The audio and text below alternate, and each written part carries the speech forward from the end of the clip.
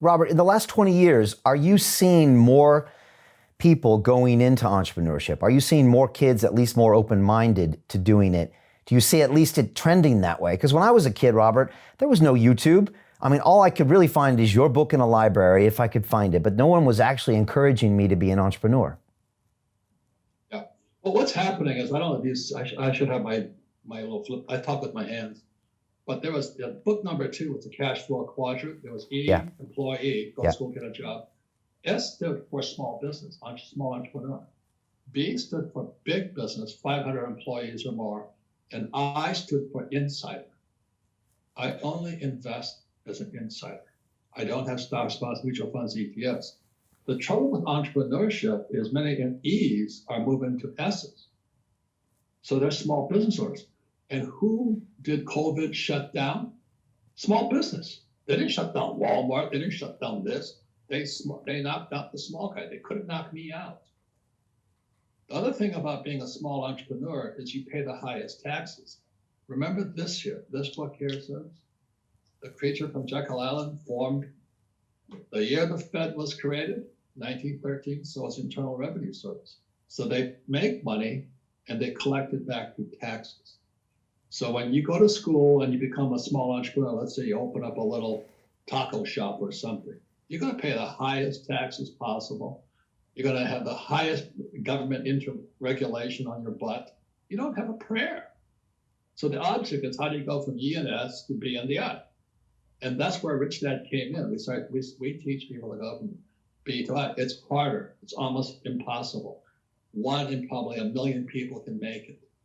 But I made it. B stands for brand. Rich Dad is a brand. McDonald's is a brand. Coca-Cola is a brand. I, like Buffett, only invest in brands.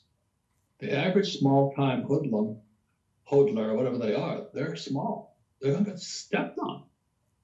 So what we teach at Rich Dad, that's why we have our cash flow games and all this stuff, to start thinking about how to become an entrepreneur that develops a brand that invests from the inside.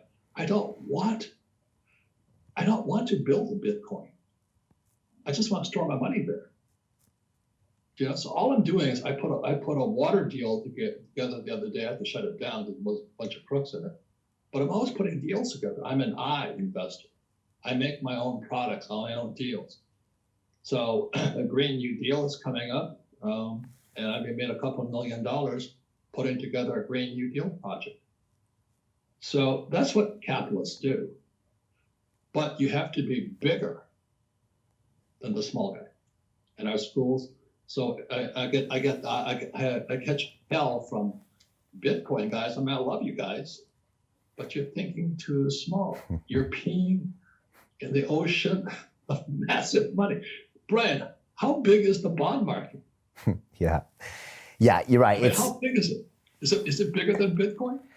Yeah, just a little bit. Yeah, you're right. You know, the one thing that it does make me feel positive, Robert, about Bitcoin and decentralized finance is that it does make people, I guess, understand their money a little bit more and their risks. And now DeFi, you can buy insurance contracts on there and you can swap out money. And I feel like if you're actually playing it with your own hands, you have a closer relationship with it, as opposed to assuming you have to trust the Wall Street guys and throw it in your IRA and never know what's actually happening. So in some ways, I feel like the kids are at least in the workshop, but I understand. I agree. Brian, yeah. I agree 100%. I agree 100%. You know, I'm a lot older than you are, but my world was monopoly. You know, so I learned how to put small real estate deals together. And then when I realized, and then I flew for the U.S. Marine Corps, and I was in Vietnam when Nixon took the dollar off the gold standard. And then I became a gold bug, so I put together gold mines and silver mines, took them public. And that's when I realized I don't ever want to deal with Wall Street again. So if you start small, you know, 1964, when I was 16 years old, I saw this little U.S. dime that had a copper tinge around it. I remember. And that was Gresham's law. So if you had any financial education, Gresham's law states, when bad money enters the equation, the economy, good money goes into hiding. So when I was 16 and 17 years old, I used to go down to the bank. I used to caddy, make a few dollars on the golf course.